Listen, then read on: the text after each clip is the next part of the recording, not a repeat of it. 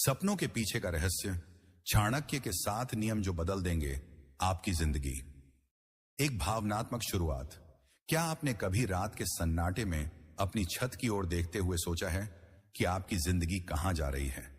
क्या कभी ऐसा हुआ कि आपने अपने सपनों को पूरा करने के लिए दिन रात मेहनत की, लेकिन फिर भी वो सपने हाथ से रेत की तरह फिसलते चले गए?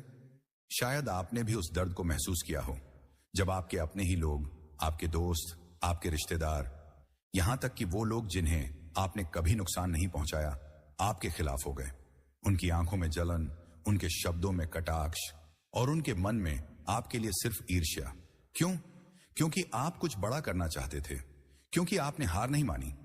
लेकिन सवाल यह है, क्या आप सचमुच जानते हैं कि अपने सपनों को हकीकत में बदलने का रास्ता क्या है? क्या आप जानते हैं कि आपकी वो छोटी छोटी आदतें, वो रोजमर्रा के फैसले आपके दुश्मनों को मजबूत बना रहे हैं?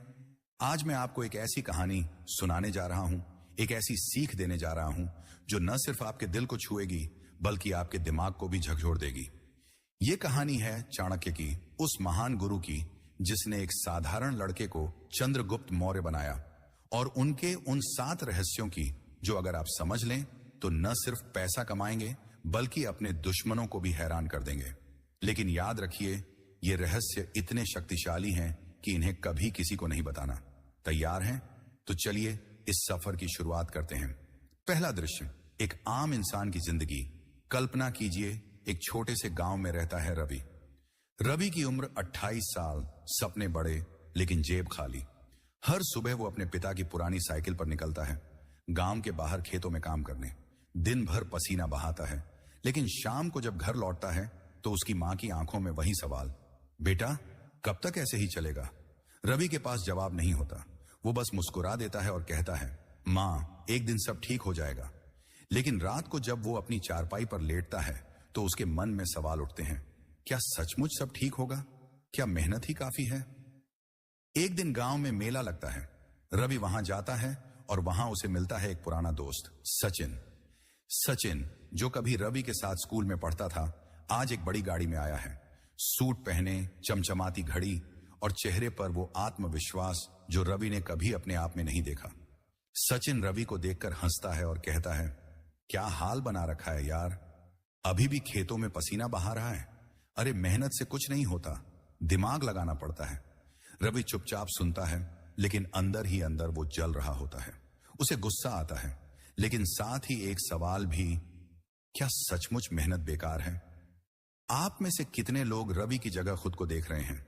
कितने लोग ऐसे हैं जो दिन रात मेहनत करते हैं लेकिन फिर भी लगता है कि जिंदगी वहीं की वहीं अटकी हुई है?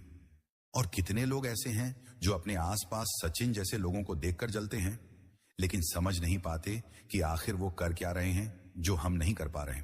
दूसरा दृश्य, चाणक्य का परिचय। रवि की कहानी अभी रुकती नहीं। एक रात जब वो उदास मन से अपने खेत से लौट रहा था, उसे रास्ते में एक बूढ़ा साधु मिला। साधु की आंखों में एक अजीब सी चमक थी, जैसे वो रवि के मन की हर बात को पढ़ सकता हो। साधु ने रवि को रोका और कहा, बेटा उदास क्यों है? जो चाहिए वो पास है, बस उसे देखने की नजर चाहिए। रवि ने कहा, बाबा मेहनत करता हूं लेकिन कुछ बदलता नहीं, लोग मुझसे आगे निकल जाते हैं। साधु मुस्कुराया और बोला, कभी चाणक्य को पढ़ा है? रवि ने माथा ठोंका, वो तो किताबों में राजा महाराजाओं की बातें हैं, मुझ जैसे गरीब का क्या लेना देना? साधु हंसा और बोला, चाणक्य कोई जादूगर नहीं था बेटा, वो एक ऐसा इंसान था जिसने समझ लिया था कि दुनिया कैसे चलती है। उसने 7 ऐसे रहस्य खोजे जो पैसा, शक्ति और सम्मान दिला सकते हैं। लेकिन इन रहस्यों को समझने के लिए पहले अपने मन को तैयार करना पड़ता है। क्या तुम तैयार हो? रवि ने हां में सिर हिलाया और उस रात साधु ने उसे पहला रहस्य बताया। पहला रहस्य, अपनी योजना किसी को ना बताई। साधु ने कहा, रवि पहला रहस्य है, अपनी योजना किसी को मत बताना। तुम जो करना चाहते हो, वो सपना जो तुम्हारे सीने में धधक रहा है, उसे अपने तक रखो। क्यों? क्योंकि दुनिया में 2 तरह के लोग हैं, एक वो जो तुम्हारी कामयाबी से जलते हैं और दूसरे वो जो तुम्हें नीचे खींचना चाहते हैं। अगर तुमने अपने प्लान सबको बता दिए तो वो लोग उसे तोड़ने की कोशिश करेंगे। रवि ने पूछा, लेकिन बाबा अपने दोस्तों को भी नहीं? साधु ने कहा, दोस्त भी इंसान हैं बेटा, आज वो तुम्हारे साथ हैं, कल वो तुम्हारे खिलाफ हो सकते हैं। क्या तुमने कभी देखा नहीं कि लोग पहले तारीफ करते हैं और फिर मौका मिलते ही पीठ में छुरा घोंपते हैं? रवि को सचिन की बात याद आई। उसने सोचा, शायद सचिन को पता होता कि मैं भी कुछ बड़ा करने की सोच रहा हूं तो वो और ज्यादा मजाक उड़ाता। आपके साथ भी ऐसा हुआ है ना? कभी किसी को अपने सपने बताए और फिर उसने आपका मजाक उड़ाया, या उसने आपकी योजना किसी और को बता दी और वो सपना अधूरा रह गया। चाणक्य कहते थे, अपने इरादों को छुपाओ और अपने कदमों को तेज करो। यह पहला रहस्य है जो आपको अपने दुश्मनों से बचाएगा। रवि का पहला कदम और दूसरा रहस्य। उस रात साधु की बातें रवि के मन में गूंजती रहीं। पहला रहस्य, अपनी योजना किसी को मत बताना, उसके लिए एक नई रोशनी की तरह था। अगली सुबह जब वो खेत की ओर निकला तो उसने ठान लिया कि अब वो कुछ अलग करेगा। लेकिन क्या, उसके पास न तो पैसा था न कोई बड़ा मौका। फिर भी उसने अपने मन में एक छोटा सा प्लान बनाया। गांव के बाजार में हर हफ्ते एक मेला लगता था और वहां लोग दूर दूर से सामान बेचने आते थे। रवि ने सोचा, क्यों ना मैं भी कुछ बेचूं, कुछ ऐसा जो लोग खरीदना चाहें। उसने अपनी मां से बात की और थोड़े से उधार के पैसों से कुछ मिट्टी के बर्तन खरीदे। उसका प्लान था कि वो इन्हें मेले में बेचेगा, लेकिन इस बार उसने किसी को नहीं बताया, न अपने दोस्तों को न अपने पड़ोसियों को। उसने पहला रहस्य याद रखा। मेले के दिन वो सुबह जल्दी उठा, बर्तनों को साइकिल पर लादा और बाजार की ओर चल पड़ा। रास्ते में उसे सचिन मिला। सचिन ने हंसते हुए कहा, अरे रवि, ये क्या ढो रहा है? कहीं बर्तन बेचने तो नहीं जा रहा? रवि ने मुस्कुराकर कहा, नहीं यार, बस मां के लिए कुछ ले जा रहा हूं। सचिन हंसा और चला गया। रवि ने मन ही मन सोचा, अच्छा हुआ मैंने सच नहीं बताया। मेले में रवि ने अपनी छोटी सी दुकान लगाई। पहले तो लोग बस देखते रहे, लेकिन फिर एक औरत आई। उसने एक बर्तन हाथ में उठाया और बोली, कितने का है? रवि ने कीमत बताई। वो थोड़ा झिझका, क्योंकि उसे डर था कि कहीं महंगा ना लगे। लेकिन उस औरत ने बिना कुछ कहे 2 बर्तन खरीद लिए। धीरे धीरे और लोग आए और शाम तक रवि के सारे बर्तन बिक गए। पहली बार उसके हाथ में अपने कमाए हुए पैसे थे, 50 रुपए। छोटी रकम, लेकिन रवि के लिए यह एक नई शुरुआत थी। वो खुशी से घर लौटा और मां को पैसे दिखाए। मां की आंखों में आंसू आ गए। उसने कहा, बेटा, ये तो बस शुरुआत है। उस रात रवि को नींद नहीं आई। वो सोच रहा था कि अगर उसने सचिन को अपने प्लान के बारे में बता दिया होता तो शायद वो उसका मजाक उड़ाता, या शायद वो खुद वही काम करने की कोशिश करता और रवि का मौका छीन लेता। पहला रहस्य काम कर गया था, लेकिन अभी सफर लंबा था। अगली रात साधु फिर मिला। दूसरा रहस्य, मेहनत को दिमाग से जोड़ो। साधु ने रवि को देखकर मुस्कुराया और कहा, बेटा देखा, पहला रहस्य काम कर गया, लेकिन अब दूसरा रहस्य समझो। मेहनत करो, लेकिन उसे दिमाग से जोड़ो। जो लोग सिर्फ पसीना बहाते हैं वो मजदूर बनकर रह जाते हैं, दिमाग लगाते हैं वो मालिक बनते हैं। रवि ने कहा, बाबा, मैं तो मेहनत करता हूं, खेत में काम करता हूं, अब बर्तन बेचे, लेकिन ये तो छोटी बातें हैं, बड़ा कैसे करूं? साधु ने कहा, सुनो, मेहनत वही कीजिए जो आपको आगे ले जाए। तुमने बर्तन बेचे, अच्छा किया, लेकिन अब सोचो, क्या हर बार बर्तन खरीद कर बेचना ही काफी है? क्यों ना कुछ ऐसा करो जो बार बार मेहनत ना मांगे, बल्कि एक बार की मेहनत से लंबे वक्त तक फायदा दे। रवि ने पूछा, वो कैसे बाबा? साधु बोला, गांव में देखो लोग क्या चाहते हैं, उनकी जरूरत को समझो, फिर उस जरूरत को पूरा करने का तरीका ढूंढो।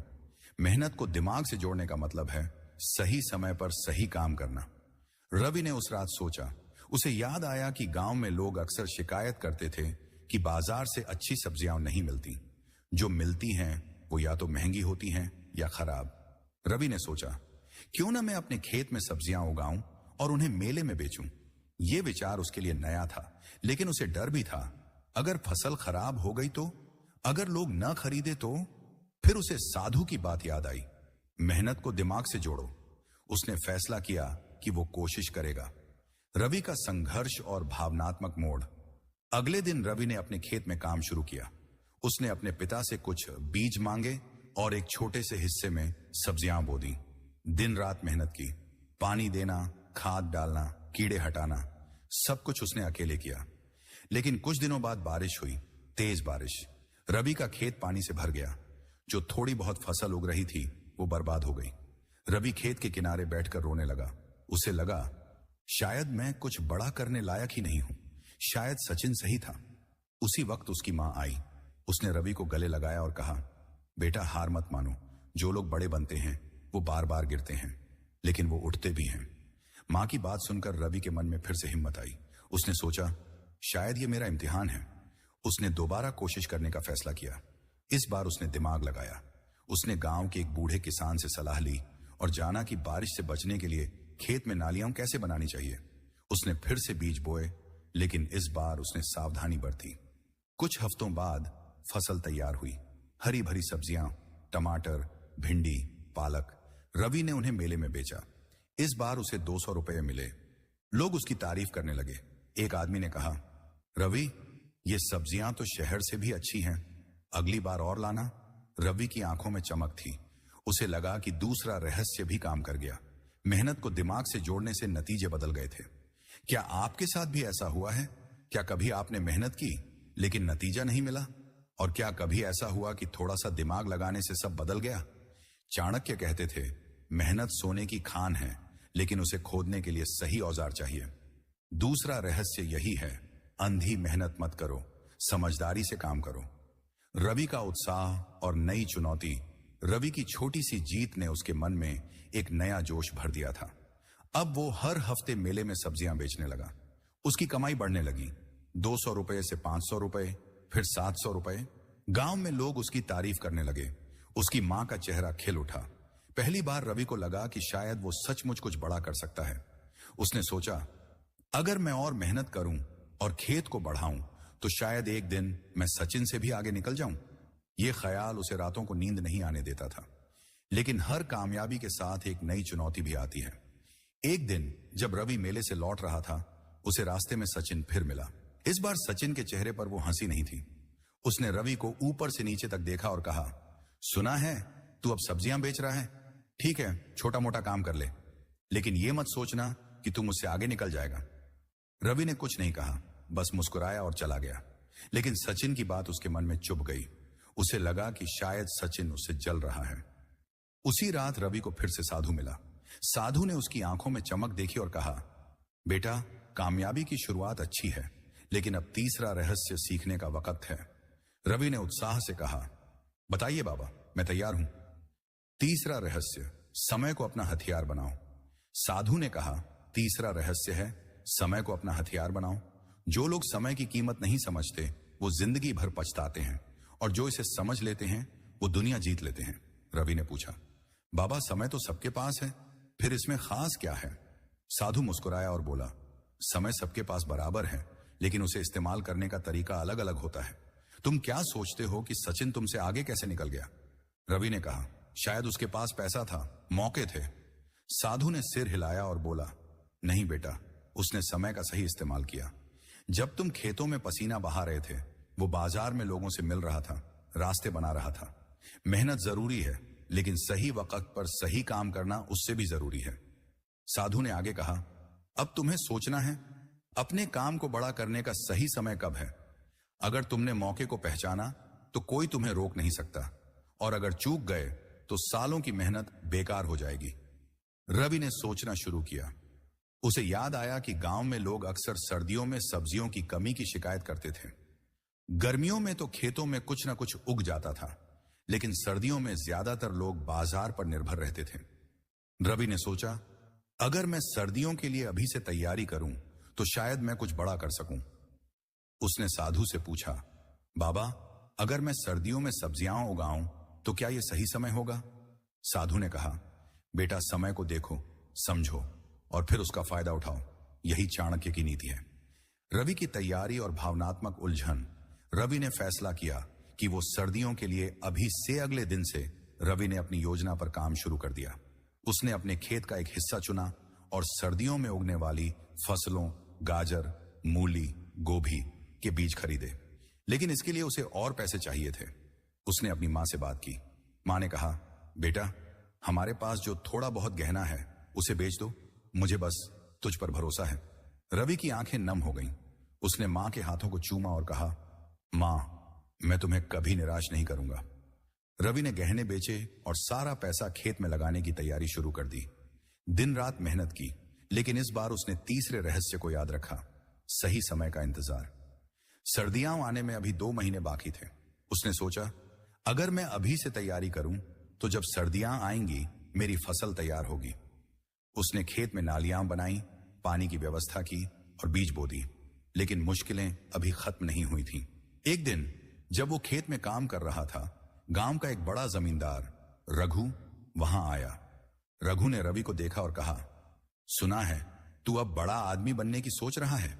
ये खेत देख कितना छोटा है, मेरे पास 100 बीघा जमीन है, तू क्या कर लेगा? रवि ने चुपचाप सिर झुकाया और कहा, मैं बस कोशिश कर रहा हूं साहब। रघु हंसा और बोला, देखते हैं तेरा ये सपना कब टूटता है। रघु के जाने के बाद रवि अकेला खेत में बैठ गया। उसे अपने ऊपर शक होने लगा। क्या मैं सचमुच कुछ कर पाऊंगा? क्या आपने कभी समय का इंतजार किया है? क्या कभी ऐसा हुआ कि आपने सही वक्त का फायदा उठाया और सब बदल गया? चाणक्य कहते थे, समय सबसे बड़ा शिक्षक है, लेकिन ये अपने शिष्यों को मारकर सिखाता है। तीसरा रहस्य यही है, समय को समझो, उसका इंतजार करो और फिर उसे अपना हथियार बनाओ। रवि ने ऐसा ही किया और उसका नतीजा क्या हुआ वो आगे की कहानी में पता चलेगा। रवि की प्रगति और नया मोड़। समय बीतता गया, रवि की मेहनत रंग लाई। सर्दियां आईं और उसके खेत में हरी भरी सब्जियां तैयार थीं। जब वो मेले में इन्हें लेकर गया तो लोगों की भीड़ लग गई। गाजर, मूली, गोभी, सब कुछ इतना ताजा और सस्ता था कि लोग रवि की तारीफ करते नहीं थक रहे थे। उस दिन उसने 1500 रुपये कमाए। पहली बार रवि के हाथ में इतने पैसे आए। वो घर लौटा और मां को पैसे दिखाए। मां ने उसे गले लगाया और कहा, बेटा मुझे पता था कि तू कर दिखाएगा। रवि की आंखों में खुशी के आंसू थे। उसे लगा कि शायद अब उसकी जिंदगी बदलने वाली है। गांव में रवि का नाम होने लगा। लोग कहने लगे, देखो रवि ने तो कमाल कर दिया। पहले खेत में मजदूरी करता था, अब अपना काम शुरू कर दिया। लेकिन हर कामयाबी के साथ जलन भी बढ़ती है। सचिन को यह बात बर्दाश्त नहीं हुई। एक दिन वो अपने दोस्तों के साथ रवि के खेत पर आया। उसने मजाक में कहा, अरे रवि, तू तो बड़ा साहूकार बन गया। अब तो तुझे हम जैसे गरीबों से बात करने का वक्त भी नहीं होगा। रवि ने हंसकर टाल दिया, लेकिन सचिन के लहजे में कुछ ऐसा था जो रवि को परेशान कर गया। उसी रात साधु फिर मिला। उसने रवि की प्रगति देखी और कहा, बेटा तुमने समय का सही इस्तेमाल किया, लेकिन अब चौथा रहस्य सीखने का वक्त है। रवि ने उत्साह से कहा, बताइए बाबा, मैं हर रहस्य से कुछ नया सीख रहा हूं। चौथा रहस्य, सही लोगों का चुनाव करो। साधु ने कहा, चौथा रहस्य है सही लोगों का चुनाव करो। तुम्हारी कामयाबी इस बात पर निर्भर करती है कि तुम अपने आसपास किन लोगों को रखते हो। जो लोग तुम्हें प्रेरणा दें, जो तुम्हारी मेहनत को समझें, वही तुम्हारे साथी होने चाहिए। और जो लोग तुमसे जलें, जो तुम्हें नीचे खींचें, उन्हें दूर रखो। रवि ने पूछा, बाबा लेकिन यह कैसे पता चलेगा कि कौन सही है और कौन गलत? साधु ने कहा, लोगों को उनके शब्दों से नहीं, उनके कर्मों से परखो। जो तुम्हारी कामयाबी पर खुश हों, वो तुम्हारे दोस्त हैं, और जो तुम्हारी तरक्की से जले, वो तुम्हारे दुश्मन। चाणक्य कहते थे, एक गलत दोस्त तुम्हारी सारी मेहनत बर्बाद कर सकता है, इसलिए सोच समझकर अपने साथी चुनो। रवि ने सचिन के बारे में सोचा। उसे लगा कि शायद सचिन उसका दोस्त नहीं, बल्कि उसकी राह का कांटा है। साधु ने आगे कहा, लेकिन सिर्फ दुश्मनों से बचना ही काफी नहीं, तुम्हें ऐसे लोग भी ढूंढने होंगे जो तुम्हें आगे बढ़ने में मदद करें। अकेले इंसान कुछ नहीं कर सकता। सही लोगों का साथ तुम्हारी ताकत को 10 गुना बढ़ा देगा। रवि ने साधु की बात को दिल में बिठा लिया। नए दोस्त और दुश्मन। अगले दिन रवि ने अपने काम को और बड़ा करने का फैसला किया। उसने सोचा कि अगर वो गांव के बाहर के बाजारों में सब्जियां बेचे तो उसकी कमाई और बढ़ सकती है, लेकिन इसके लिए उसे मदद चाहिए थी। वो अकेले सब कुछ नहीं कर सकता था। उसने गांव में एक लड़के कमल को देखा। कमल गरीब था, लेकिन मेहनती था। रवि ने उससे बात की और कहा, कमल मेरे साथ काम करेगा? मैं तुझे हिस्सा दूंगा। कमल की आंखें चमक उठी। उसने कहा, भैया मुझे बस एक मौका चाहिए, मैं आपके साथ हूं। रवि और कमल ने मिलकर काम शुरू किया। कमल खेत में मदद करता और रवि सब्जियां बेचने जाता। धीरे धीरे उनकी जोड़ी मशहूर होने लगी। लोग कहते, रवि और कमल की सब्जियां सबसे अच्छी हैं। रवि को लगा कि साधु का चौथा रहस्य सचमुच काम कर रहा है। सही लोगों का साथ उसकी ताकत बन गया था। लेकिन हर सिक्के के 2 पहलू होते हैं। एक दिन जब रवि और कमल बाजार से लौट रहे थे, उन्हें सचिन और उसके दोस्तों ने घेर लिया।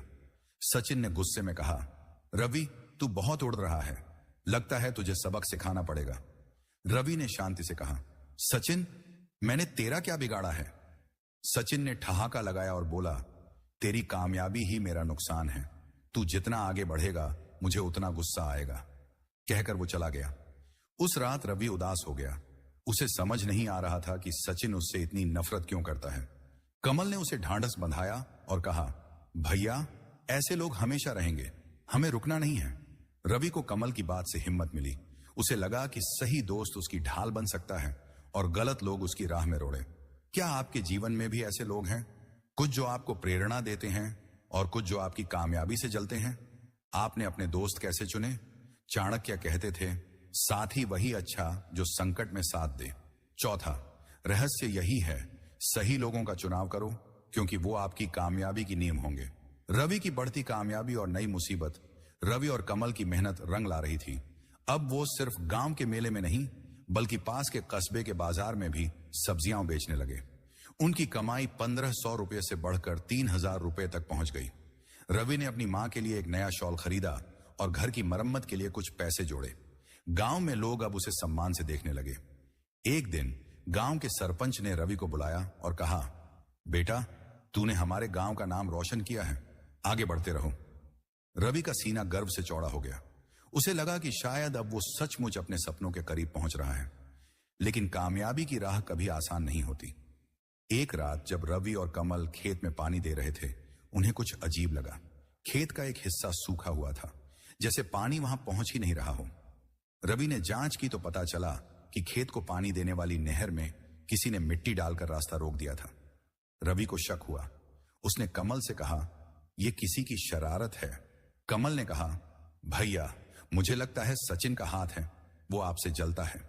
रवि चुप रहा, लेकिन उसके मन में गुस्सा और डर दोनों थे। अगले दिन सुबह रवि की मां को तेज बुखार हो गया। रवि उसे गांव के वैद्य के पास ले गया। वैद्य ने कहा, इनकी हालत ठीक नहीं, इन्हें कस्बे के अस्पताल ले जाओ। रवि घबरा गया। उसने कमल से कहा, तू खेत संभाल, मैं मां को लेकर जाता हूं। अस्पताल में डॉक्टर ने बताया कि मां को निमोनिया है और इलाज में वक्त लगेगा।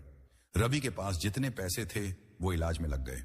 वो उदास होकर मां के बिस्तर के पास बैठ गया। मां ने उसका हाथ पकड़ा और कहा, बेटा, मैं ठीक हो जाऊंगी, तू हिम्मत मत हारना। रवि की आंखों से आंसू छलक पड़े। उसे लगा कि सब कुछ एक साथ बिखर रहा है। उसी रात साधु फिर मिला। उसने रवि की परेशानी देखी और कहा, बेटा, ये वक्त तुम्हारा इम्तिहान है। अब 5वां रहस्य सीखने का समय है। रवि ने थकी आवाज में कहा, बाबा, अब क्या बचा है? सब कुछ खत्म हो रहा है। 5वां रहस्य, धैर्य की शक्ति। साधु ने कहा, 5वां रहस्य है, धैर्य की शक्ति को समझो। जो लोग मुसीबत में टूट जाते हैं वो कभी बड़े नहीं बनते, और जो लोग धैर्य रखते हैं वो हर तूफान को पार कर जाते हैं।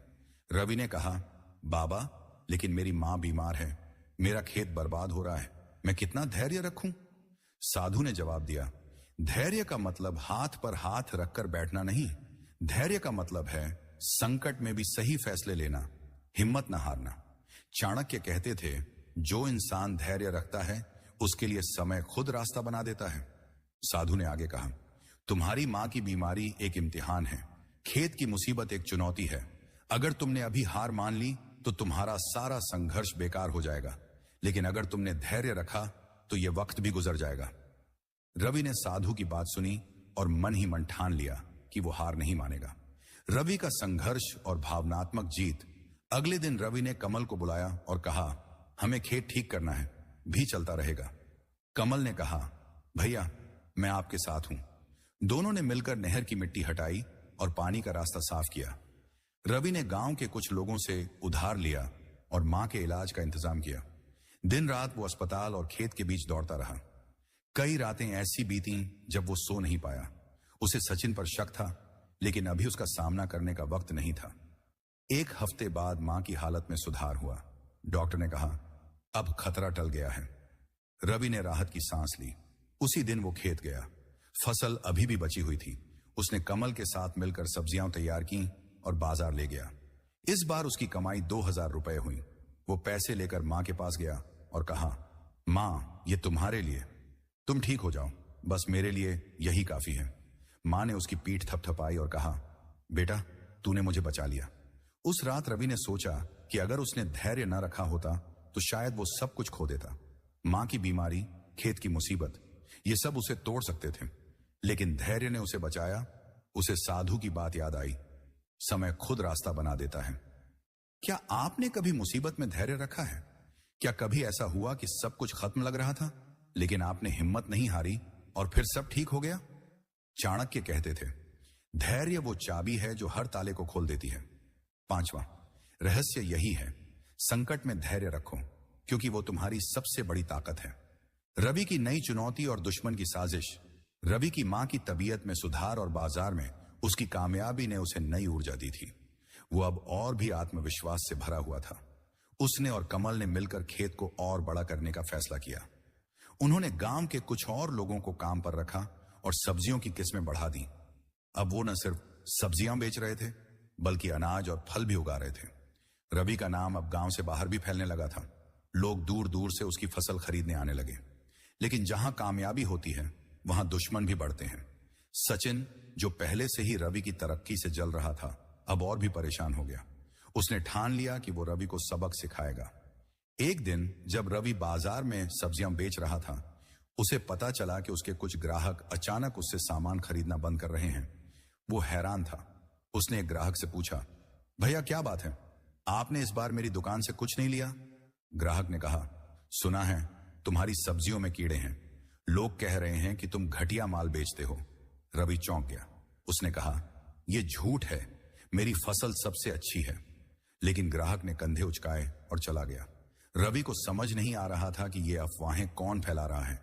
तभी कमल दौड़ता हुआ आया और बोला, भैया मुझे पता चला है कि सचिन और उसके दोस्त गांव में ये बातें फैला रहे हैं। वो आपका नाम खराब कर रहे हैं।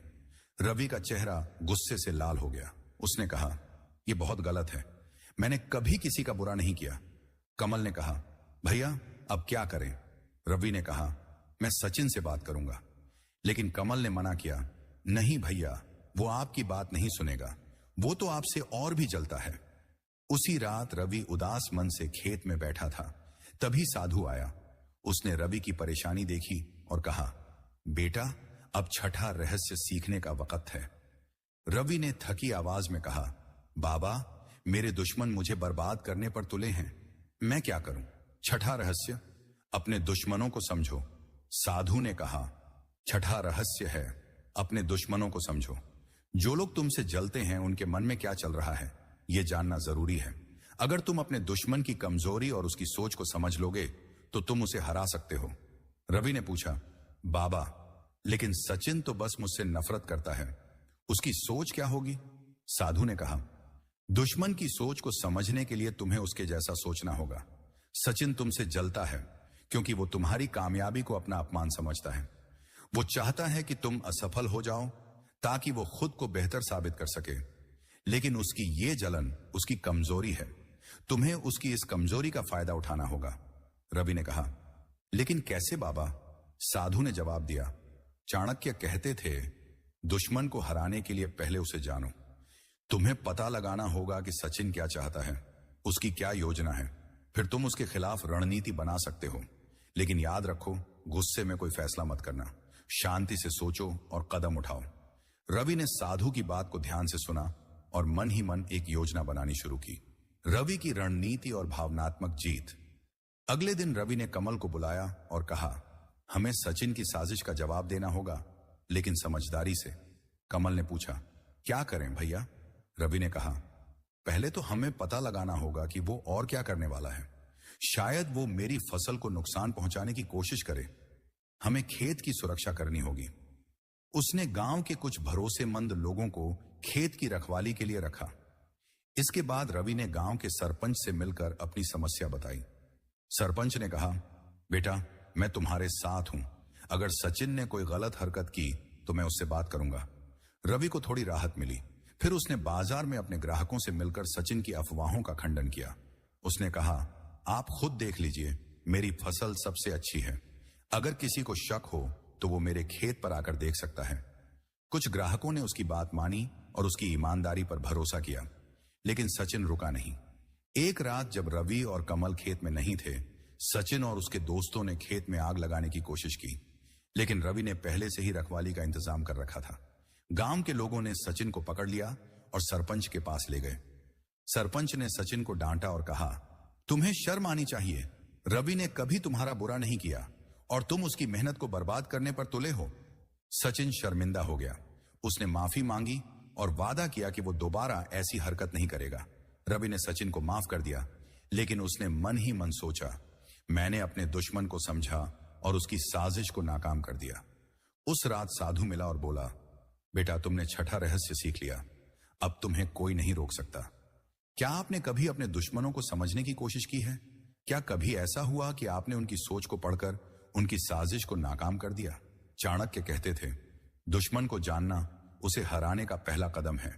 छठा रहस्य यही है, अपने दुश्मनों को समझो ताकि तुम उनसे हमेशा एक कदम आगे रहो। रवि की परीक्षा और अंतिम कदम सचिन की साजिश को नाकाम करने के बाद रवि का आत्मविश्वास आसमान छू रहा था। उसने और कमल ने मिलकर अपने काम को और बड़ा किया। अब वो सिर्फ सब्जियां ही नहीं बल्कि अनाज और फल भी बेचने लगे। गांव के बाहर के बड़े व्यापारी उनके पास आने लगे। रवि ने अपनी कमाई से मां के लिए एक छोटा सा घर बनवाया। मां की तबीयत अब पूरी तरह ठीक हो चुकी थी और वो हर दिन रवि के लिए दुआ करती थी। गांव में लोग कहते, रवि ने तो कमाल कर दिया, एक गरीब लड़का अब सबका सहारा बन गया। लेकिन जिंदगी का आखिरी इम्तिहान अभी बाकी था। एक दिन कस्बे का एक बड़ा व्यापारी हरिलाल रवि के पास आया। उसने कहा, रवि, मैं तुम्हारी मेहनत से प्रभावित हूं, मेरे साथ साझेदारी करो। हम मिलकर शहर में एक बड़ा कारोबार शुरू करेंगे। तुम अपनी फसल मुझे दो, मैं उसे 2 गुने दाम पर बेचूंगा। रवि को यह प्रस्ताव सुनकर खुशी हुई। उसने सोचा, यह मेरे सपनों को पूरा करने का मौका है। उसने हरिलाल से हाथ मिला लिया। साझेदारी शुरू हुई। रवि ने अपनी सारी फसल हरिलाल को दे दी। पहले महीने सब ठीक चला, हरिलाल ने उसे अच्छा मुनाफा दिया। लेकिन दूसरे महीने में हरिलाल गायब हो गया। रवि को पता चला कि उसने सारी फसल बेच दी और सारा पैसा लेकर भाग गया। रवि के पास कुछ नहीं बचा, न फसल न पैसा। वो अपने खेत में बैठकर रोने लगा। उसे लगा कि उसकी सारी मेहनत, सारे सपने मिट्टी में मिल गए। कमल ने उसे सांत्वना दी, लेकिन रवि टूट चुका था। उसी रात साधु आखिरी बार मिला। उसने रवि की हालत देखी और कहा, बेटा, ये तुम्हारी आखिरी परीक्षा है। अब 7वां और अंतिम रहस्य सीखने का वक्त है। रवि ने हताश होकर कहा, बाबा, अब क्या बचा है? सब खत्म हो गया। 7वां रहस्य, अपने लक्ष्य पर अडिग रहो। साधु ने कहा, 7वां रहस्य है, अपने लक्ष्य पर अडिग रहो। जो लोग मुश्किलों में डगमगा जाते हैं वो कभी मंजिल तक नहीं पहुंचते, और जो लोग हर हाल में अपने सपनों को थामे रहते हैं वो दुनिया बदल देते हैं। रवि ने कहा, बाबा, मेरा सब कुछ चला गया, अब मैं क्या करूं? साधु ने जवाब दिया, सब कुछ खत्म नहीं हुआ बेटा। तुम्हारा हौसला, तुम्हारी मेहनत, तुम्हारा अनुभव, ये सब अभी भी तुम्हारे पास है। हार तब होती है जब तुम मन से हार मान लो। साधु ने आगे कहा, चाणक्य कहते थे, सपने वो नहीं जो सोते वक्त देखे जाते हैं, सपने वो हैं जो तुम्हें सोने न दें। तुम्हारा लक्ष्य पैसा कमाना नहीं, बल्कि अपने और अपने परिवार के लिए बेहतर जिंदगी बनाना था। क्या वो सपना मर गया? नहीं, तो फिर से उठो। रवि ने साधु की बात सुनी और अपने आंसू पोंछे। उसने सोचा, शायद बाबा सही हैं, मैं अभी भी हारा नहीं हूं। दिन रवि ने कमल को बुलाया और कहा, हम फिर से शुरू करेंगे। हरिलाल ने हमें धोखा दिया, लेकिन हमारा हौसला कोई नहीं छीन सकता। कमल ने कहा, भैया, मैं आपके साथ हूं। रवि ने गांव वालों से थोड़ा उधार लिया और फिर से खेत तैयार किया। इस बार उसने हरिलाल जैसों पर भरोसा नहीं किया। उसने खुद बाजार में जाकर अपने पुराने ग्राहकों से मुलाकात की। उसने कहा, मुझे एक बार फिर मौका दो, मैं आपको निराश नहीं करूंगा। उसकी ईमानदारी देखकर लोग फिर से उससे खरीदने लगे। धीरे धीरे रवि की कमाई पटरी पर लौटी। उसने अपना कर्ज चुकाया और एक छोटी सी दुकान खोली, जहां वो अपनी फसल बेचने लगा। 1 साल बाद उसकी दुकान गांव की सबसे मशहूर दुकान बन गई। सचिन, जो कभी उसका मजाक उड़ाता था, अब चुपचाप उसकी तरक्की देखता रहता। एक दिन गांव के मेले में रवि को सम्मानित किया गया। मां मंच पर उसके साथ खड़ी थी और उसकी आंखों में गर्व के आंसू थे। रवि ने माइक हाथ में लिया और कहा, यह सब मेरी मां और मेरे दोस्त कमल की वजह से हुआ, और उस साधु की जिसने मुझे सिखाया कि सपनों को कभी मत छोड़ो। उस रात जब रवि अपने नए घर की छत पर खड़ा था, उसे लगा कि उसने सचमुच अपने दुश्मनों को हरा दिया। न सिर्फ सचिन को, बल्कि अपनी कमजोरियों को भी। सातवां रहस्य उसकी जीत का आधार बन गया था। तो आप क्या सोचते हैं? क्या आप अपने लक्ष्य पर अडिग रहते हैं या मुश्किलों में टूट जाते हैं? चाणक्य कहते थे, जो अपने सपनों को नहीं छोड़ता, दुनिया उसी के सामने झुकती है। सातवां रहस्य यही है, अपने लक्ष्य पर अडिग रहो, क्योंकि यही तुम्हारी असली ताकत है। रवि की कहानी यहीं खत्म होती है, लेकिन उसकी सीख हमारे साथ रहती है। 7 रहस्य: अपनी योजना छुपाना, मेहनत को दिमाग से जोड़ना, समय को हथियार बनाना, सही लोगों का चुनाव करना, धैर्य रखना, अपने दुश्मनों को समझना और अपने लक्ष्य पर अडिग रहना।